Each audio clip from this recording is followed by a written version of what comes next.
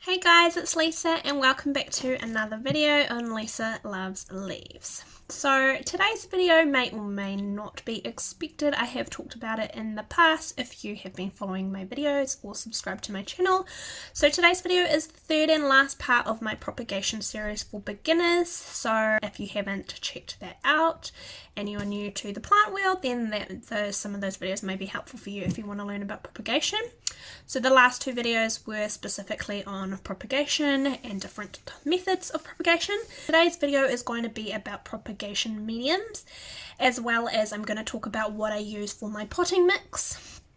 And this is just what I prefer to use. Some people vary it slightly, but I will tell you kind of what the general sense seems to be for potting mixes here in New Zealand. I just want to do a little disclaimer before we start this video that what I'm going to say in this video is based on my experiences, so my experiences may be slightly different to what other people have experienced, and so it's important to just keep this in mind, that my environment may be different to your environment or to other people's environment, and that can have a factor on how well or not certain things propagate in certain mediums. So for example, somebody who has a greenhouse, they have pretty ideal conditions for growing and propagation, so they're probably going to have a lot more success with some mediums than I might in my environment, which, so that you know, my environment basically is, our house is quite warm. It doesn't have very much light. There's definitely a lot more light in summertime and springtime than winter, and in wintertime we have hardly any light. Our house is also very humid, so that's kind of what our environment is like, whereas that might be very different to what other people's environments are like, especially people who have a lot of light. That's definitely going to help you out. So yeah, I just wanted to mention that because there may be a few things that I talk about in this video that I don't really like using them, and a lot of other people might like using them, and that's just based on my experiences. Like I said, I might not have had much luck with that medium, whereas other people have.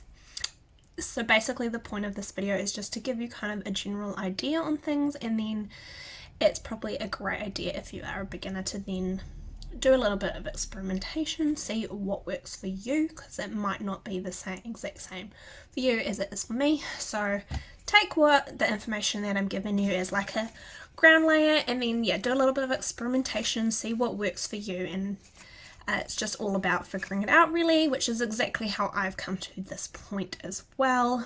I've been in the plant world for about 3 years now, and I've done a lot of experimentation on the way, trying different things, seeing what works, what doesn't work, etc., and kind of got to a point where I'm like, cool, this works for me, this doesn't. So anyway, we've got quite a lot of information to get through today, so I think that we will just start. First thing that I want to talk about is potting mix, and then I'll go into talking about different propagation mediums. And a lot of the propagation mediums that I'm going to talk about you can use in your potting mixes as well. So yeah, let's get started. Okay, so now we will talk about potting mixes. So the reason that I make my own potting mix is basically because I don't really like the potting mixes that you can just get from just normal stores, so just the average, sometimes it will say house plant or indoor plant potting mix or whatever potting mix you want to use. I just generally don't like them, and the reason that this is that they're not super well draining most of the time. And by well draining, I mean that when you are watering your plants, a decent amount of water should be coming out of your drainage hole at the bottom, and then this means that your soil is a nice well draining one. If you water your plant and no water comes out, or very little amount, then the soil that you're using is probably not well draining at all, which means that all of the water is just sitting in the pot and the excess isn't coming out the bottom, and this is more likely to cause root rot because there's going to be just a lot of water sitting all around your roots. Whereas if you have a soil that is nice and well draining, all that excess water is going to come out, and then the plant is going to get its water, but it's not going to be waterlogged, which could cause root rot like I just said. So that's pretty much the reason why I make my own potting mix, because I add stuff to it to basically make it a more well-draining mix. And of course, with your potting mix, you still want it to be retaining some moisture. You don't want all the water to just come through and there's nothing left, because then you're going to be constantly having to water your plant. But yeah, you do want it to drain well enough that there's not going to be any excess water that the plant doesn't actually need or can't handle taking up. And having a smaller pot size also helps with this as well, because if you have a large pot size for the size of your roots, then there's going to be a lot more water in that pot than what the roots can actually reach and absorb. So yeah, it's very important to have a nice well-draining potting mix. And if you do have a really well-draining potting mix, then even if your pot is a bit too big, this is going to help a lot with that too, because you're going to have less water sitting in there causing root rot. So potting mix, so I pretty much always stick to this general rule. Sometimes I change it up a little bit, but my general potting mix is I use a cactus and succulent mix. That is my main ingredient. I don't actually have a bag of that to show you, but the reason that it's a bit better than just a plain general potting mix from a store is that it already has added pumice in it, and we'll get to why that's important in a second. So don't worry, we'll get to that. So it's already slightly more well draining than a general potting mix, as I find anyway. Okay, so like I said, my base layer of my potting mix is the cactus and succulent mix, and then what I will do is I will then add some pumice to it. This is a bag of pumice here. So this is what pumice looks like. This is a bag of coarse pumice. You can also get fine pumice. For me personally, I like to put coarse pumice into my potting mix, and I use fine pumice when I'm using it for propagation, but you can have both or mix them both in together, whatever. So what I do is I get my cactus and succulent mix, and then I add enough pumice so that it's like 50-50 mix, so 50-50 pumice, 50-50 succulent mix. And so pumice is great because it helps to make the soil more well draining, and it actually says on the package, well it does on this one, pumice improves drainage and aeration in potting mixes while preventing soil compaction, creating stronger, healthier plant roots and increased survival rates. So yeah, I just add it to my potting mix, and it helps to increase the drainage, which like I said prevents root rot. So yeah, that is my go-to, and then sometimes I'll sprinkle a little bit of pumice on the top as well. And then what I do is, once I've got my 50-50 mix of my succulent and my pumice, then I add some orchid bark to it, but not as much as I would add of pumice. So then I would add probably like a quarter of the amount of pumice that I added, but of orchid bark. So here's an example of orchid bark here. This is, obviously you can get different brands.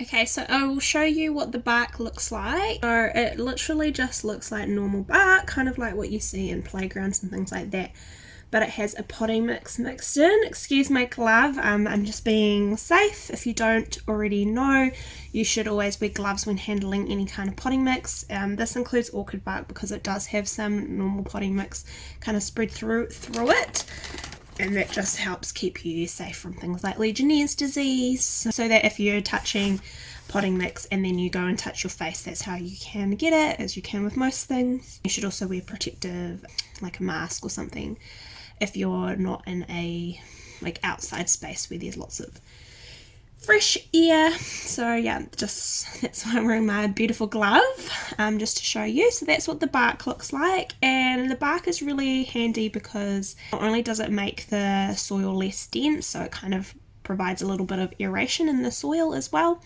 but it also helps to make that soil more well draining. So water drains really easily through the bark chips. If the bark chips get soaked, they can hold on to that moisture and then they release it really slowly. So yeah, it's just something good as an extra thing to put into your potting mix. Just helps make it even more well draining, and yeah, the soil less dense like I just said. So yeah, that is orchid bark. So another thing that some people put into their potting mixes rather than pumice is perlite. So I prefer to use pumice, but other people will use perlite as a alternative to pumice. So perlite is just like a little white rocky stuff. I will show you shortly what it looks like, and it does a similar thing to pumice. It just helps to make the soil more well draining, and it keeps the soil also more airy and allows more oxygen into the soil as well. And it does hold like a little bit of water, but it kind of sits, from what I was reading, the water sort of sits on the outside of the perlite. It doesn't get absorbed inside of it, and this just helps to make the soil more well draining. So some people use that, or vermiculite, which is very similar. It just retains a little bit more water than perlite, from what I was reading about that. So yeah, I actually have a bag of mixed perlite and vermiculite that I'll show you what it kind of looks like. And yeah, like I said, a lot of people just put that into their potting mix instead of the pumice, and it can also be used for propagation. I've got a bag of perlite and vermiculite, so it's got perlite and vermiculite in it, not just perlite. Looks like this. So I've got a little handful here. So the white bits are perlite. So if you have a bag of perlite, you'll just have the white bits in it. And the brown bits, oh, I'm dropping it everywhere. The brown bits are the vermiculite. Cool, and I thought I'd better just show you kind of what my soil mixture looks like once it's all done. So this is it here. There's lots of pumice and bark.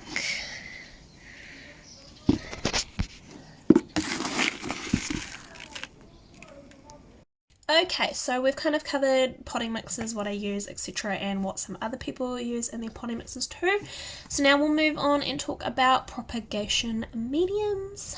So some people do actually propagate some of their plants just in their straight normal potting mix, just like I've described. Some examples are some people just put their peperomia straight into their soil mix. I mentioned this in my previous video on peperomia and leaf cutting, so sometimes I do just put my leaf cutting straight into my normal soil mix. So I do that for like watermelon peperomia, I've done it for the wavy gravy, moonlight peperomia and things like that. So I just chuck the leaves straight into just my normal everyday soil mixture. Some people also propagate things like their Hoya or begonia. Some people, yeah, just put their cutting straight into their soil mix. I don't prefer this. I've had a lot of plants just die because there's just too much water and it's just not amazing.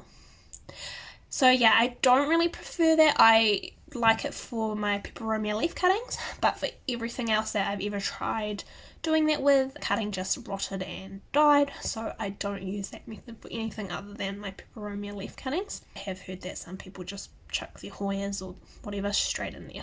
So that is one propagation medium that you can use, is just your normal everyday potting mix.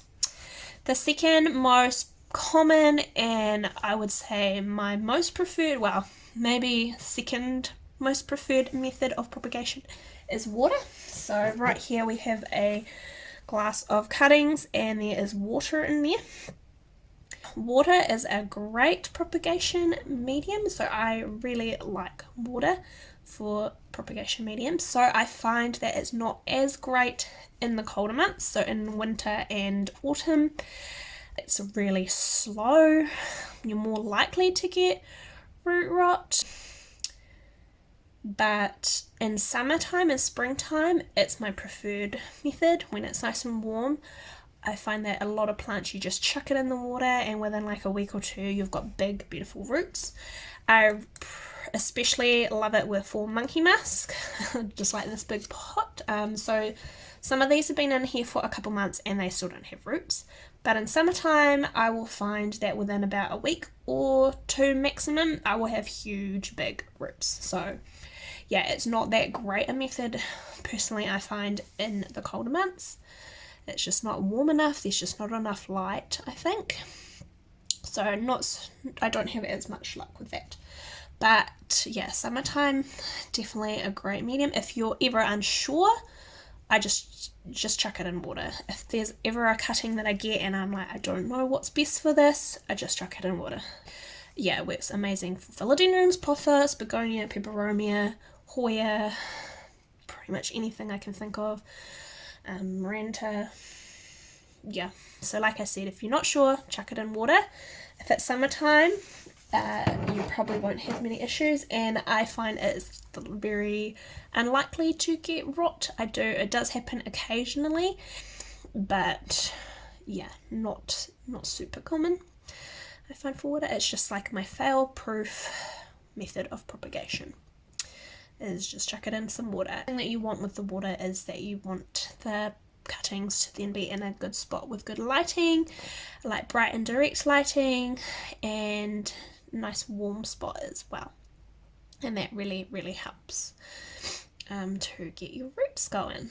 So yeah, and it's very important that you also change your water regularly, so like once a week minimum, every couple of days would be ideal. And the one thing that I will say is that if you have a couple of cuttings in your vase of water, if one of them gets root rot, then you're more likely that the other ones will get root rot. So just changing your water helps prevent that from happening as well. So yeah, that's probably my second most preferred method, and summertime is probably my number one most preferred method of propagation. So yeah, you pretty much can't go wrong with water, I would say. Another medium you can use for propagation is pumice. So you can just use straight pumice. I don't generally use this method, but I have used it for propagating Hoya. It worked really well for some, and then others rotted. So yeah, I kind of use that as a last ditch method. There's, like I said, I would rather use water, or I would also rather use tree fern fibre, but yeah, pumice can work too. You can also propagate your leaf cuttings, like your peperomia leaf cuttings for example, in just straight pumice as well. I've also had success with that, and I know that some people propagate a lot of their cuttings in pumice, but the only ones I have tried are the Hoya and also the peperomias in the pumice. And yeah, like I said, some of them worked and some of them didn't, so it was a bit of like a hit and miss for that one. So that might be one that you want to experiment with, see what works for you, what doesn't, keeping in mind that when I used the pumice medium for propagation, I had the cuttings in a prop box, so on a heat pad in a humid environment. They didn't have extra light, they just had much the amount of light that I've got right now because it wasn't winter time. So yeah, pumice is another good method for propagation for some things. Some people like it more than others, so I'm one of those people where I'm kind of like meh about it. I don't hate it, but I don't love it. So yeah, do a bit of experimenting would be my advice. Next propagation medium that you can use, either called cocoa peat or cocoa coir in New Zealand. It comes in like a big brick. You can get it from Bunnings and Mitre 10 and places like that, and basically you just put it in a bucket and put water in it. It will have on the back how much water you need, and the brick falls apart and it turns into cocoa coir. So this is a preferred method for a lot of people, and this is the reason why I made a disclaimer at the start of this video, is that I do not like it at all. I've had absolutely no luck with it whatsoever. Whenever someone gives me a cutting and it's in this, I take it out. I just don't like it. I just haven't had any good experiences with it. I've not had a single thing I've tried to propagate and it succeed. Instead, they all rotted. I do have a big box of it, which I haven't used, and it's very common for people to mix in with it some perlite or vermiculite or whatever. So that is what I've done. So I've got a big box, so you can see the little white bits. That's all the perlite that I've mixed in. And so, yeah, it's very like soft. It's quite airy, and yeah, a lot of people really like this method for propagation. When I first used it, I was using it to try and propagate chain of hearts. I had people tell me that that's what they used to propagate their chain of hearts. Every single cutting rotted and died. So yeah, but the thing with this is that I also think that my environment also had a factor in this. Cuttings didn't have much light at the time. This was probably about a good 6 or so months ago. They weren't in a particularly bright spot, so it's possible that there just wasn't enough light for how moist the medium was, and so they just didn't do very well. So yeah, just take what I'm saying with a grain of salt. Like I said, I do think that my environment had a definite factor in why it didn't work for me, but since then I just don't use it because I just my environment hasn't really changed, so it's not likely that my success rate is gonna change for this stuff. It's a very airy medium, but it also retains quite a lot of moisture, and I think that is also was my big problem, was that there's just too much moisture for how much light I had. So I've had people tell me that they use it to propagate pretty much everything in. The main thing I heard was Iron of Hearts. Like I said, I just don't like it, so I don't use it. I have actually 2 boxes of this, and it's just sitting there, and I don't really know what to do with it. So it might end up going in the garden.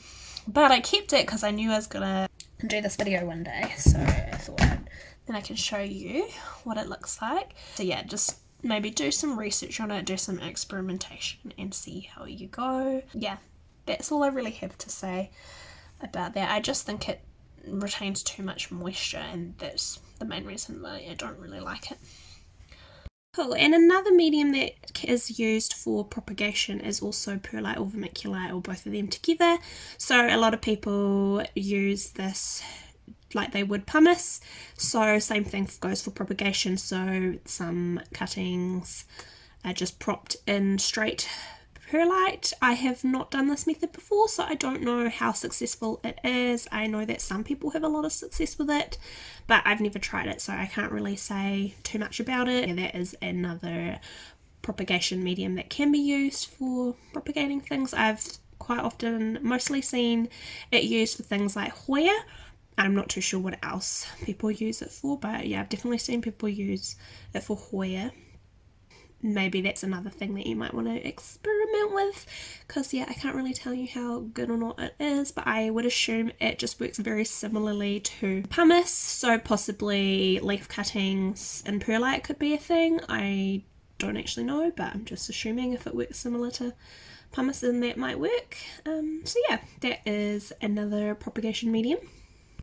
Cool, and another very common method of propagation that a lot of people like, and unfortunately I'm not included in this, is leca. So this is leca here. So here you go. So that it's just like little clay balls. I believe you can get coloured leca as well, which is quite fun.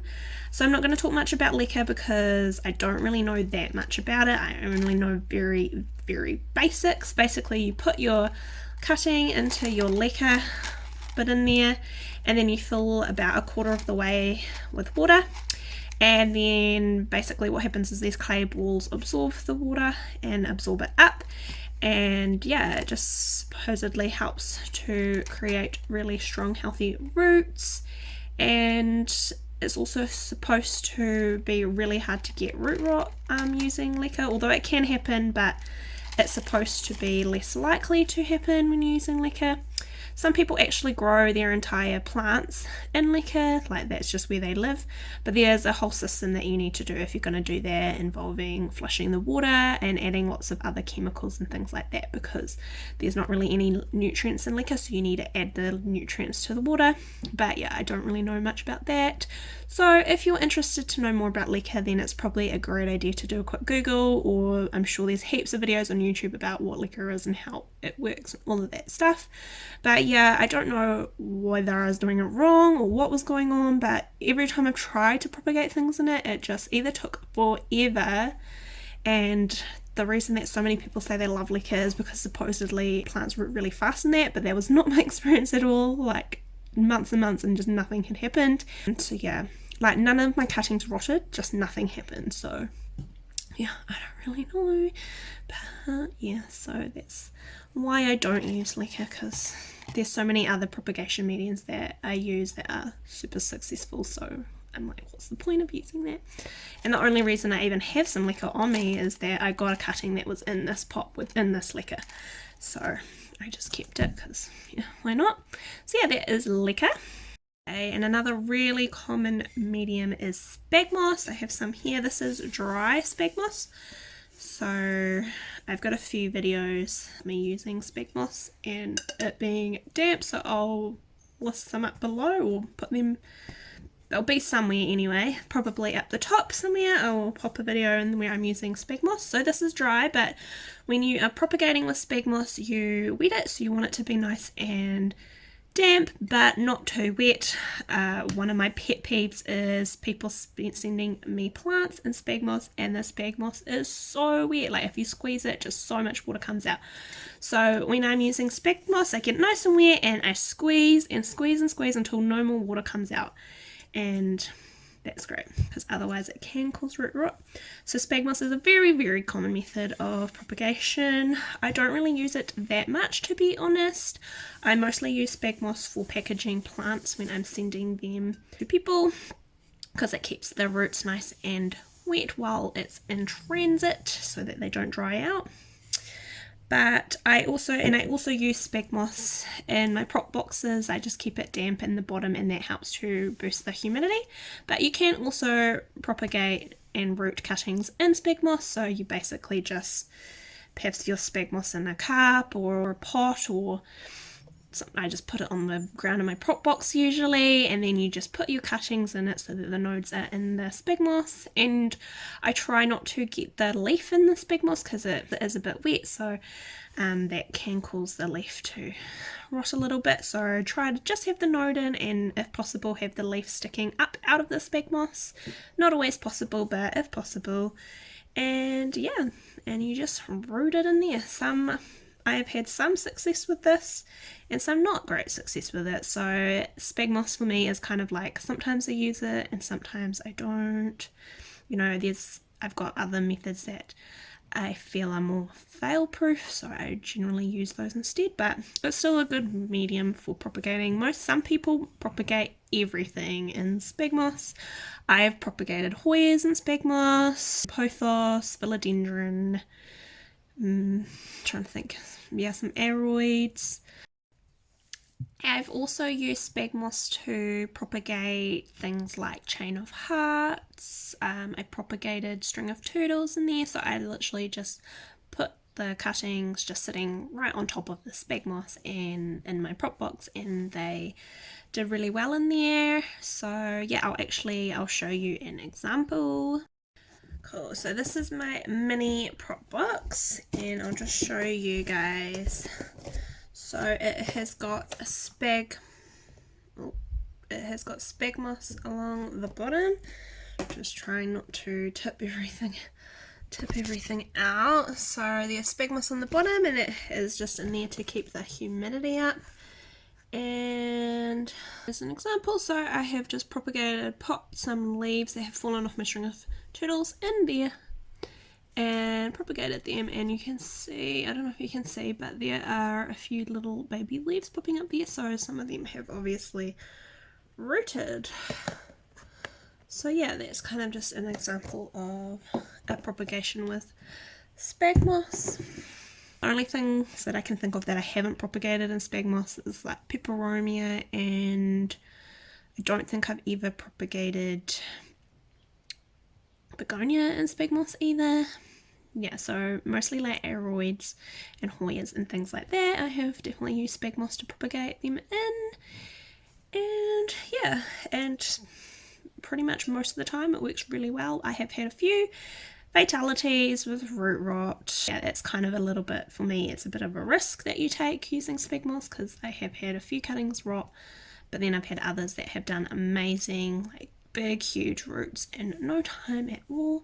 And I find that spag moss also works best if you have it in a prop box or some kind of environment where it is nice and humid and warm. If you're just propagating in spag moss, not really in anything, doesn't really, yeah, I don't think it really works as well.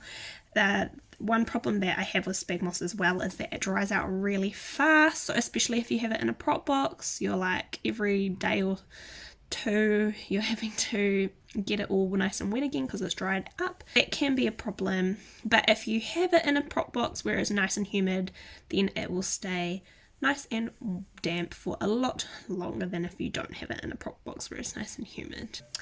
So yeah, that is spag moss. Okay, and the very last medium I have to show you guys, I've left for last because it is my favourite. So earlier in the video I said that in summertime water is probably my favourite method, but in wintertime this is my favourite method, fern fibre. So this is kind of what the bag looks like. You can get this size, and there's like a larger bag from a few different places. I got this one from King's, but there are some places who are selling this online, such as Growing Green, she's selling there. Wild Vine Plants is selling it. I'll put links to their websites down below. So fern fibre is a really great method of propagation, and it's literally made up of our New Zealand tree fern fibre. So this is what it looks like. So it is pretty fibrous, as you can see, and yeah, it's just really awesome.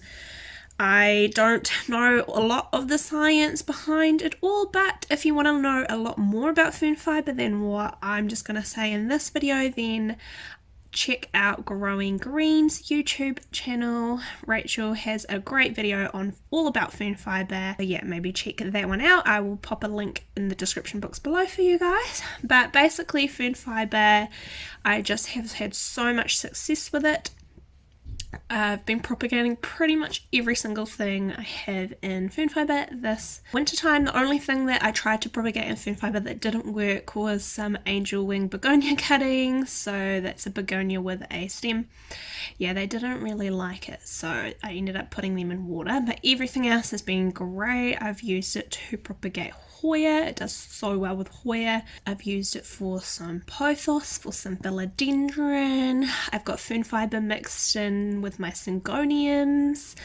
I mixed a whole bunch of soil with about half fern fibre and put my Anthurium crystallinum in there, and since then it's been taking off like crazy. So yeah, it's just amazing. And it's so great because it not only does it encourage huge healthy roots in like such a short amount of time, honestly, especially in the right conditions. So obviously it does take a lot longer if you just hit it in straight fern fibre, but the cuttings that I have in fern fibre in my fish tank, so with lots of humidity and warmth and light, amazing. So much root growth in such a short amount of time. And it's really great because it lets in a lot of oxygen, and I haven't heard of anybody, actually I heard one person who had a cutting rot in fern fibre, and I was like, how? it's a bit of a mystery, but never had anything rot in it, and I haven't heard of anybody apart from that one person have anything rot in it either. If I have a plant or a cutting that is really super stubborn, it's not rooting, or it's just not a happy plant, I just chuck it into fern fibre. Right here behind me is what was left of my Snow Queen, and I've also got a Marble Queen cutting in there, although the same thing, but I had a very variegated Marble Queen anyway, and the plant died, so I pretty much, I'll show you guys, I was like, you know what, I'm just going to chuck it in fern fibre. So that's what I did. I took all the cuttings and they are now in fern fibre, and they're just growing in there.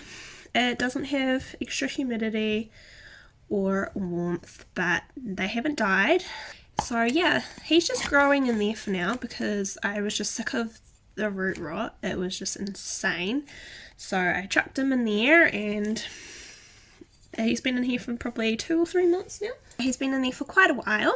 I just wanted to show you guys like an example of how amazing the roots are. So this is my Hoya Splash. If you have seen some of my videos, I think he was in my June plant haul video. Within 2 weeks his roots were huge. This is what they are like now though, and he's living in fern fibre, so he has got a lot of roots. So this was an unrooted cutting less than a month ago. Actually can probably go into soil, or sometimes I just, if I've propagated and rooted them in fern fibre, I will just chuck them in a pot with most of the fern fibre still around his roots and then some soil. But I left him in here because I knew I was filming this video, and I just wanted to show you guys like how good the root growth has been. So yeah, and he's even growing a new leaf now, so he's very happy. But yeah, fern fibre is just awesome. I just love it. It's just, yeah, the go-to. A lot of people use it for their orchids. That is basically what it was initially for, and then I don't know what happened, but in the last year or so it's just really taken off as a medium for propagation and also growing plants and other than orchids. So now it's not just a medium used for orchids, but also for pretty much everything else. And if you guys follow Kate or Wild Vine Plants on YouTube, she has a few videos of talking about fern fibre, and she's got quite a few of her Hoyas just living in it. Fern fibre is awesome, definitely recommend it. It's quite expensive though, but honestly, this is my own, this 5-litre bag has lasted me ages, and pretty much over half of the things in my fish tank are in fern fibre at the moment. So yeah, I can't rave about it enough. It's just great. So if you haven't tried it, definitely give it a go. Yeah, I've not had a single issue with it. Nothing, no root rot, just always success. So yeah, definitely worth a try. Cool, so I think that's pretty much everything that I wanted to cover in this video. I mean, I'm sure there's a lot of other things that I could talk about, but this video I can tell is already going to be super long, so we won't make it any longer and we'll leave it there. So hopefully this video was helpful for those of you who are new to the plant world, or even those of you who aren't new to the plant world. Maybe you learnt something. I don't know, but it would be awesome if you did. Yeah, just please give this video a like if you enjoyed it or it was helpful in any way. And I would also love it if you could subscribe to this channel.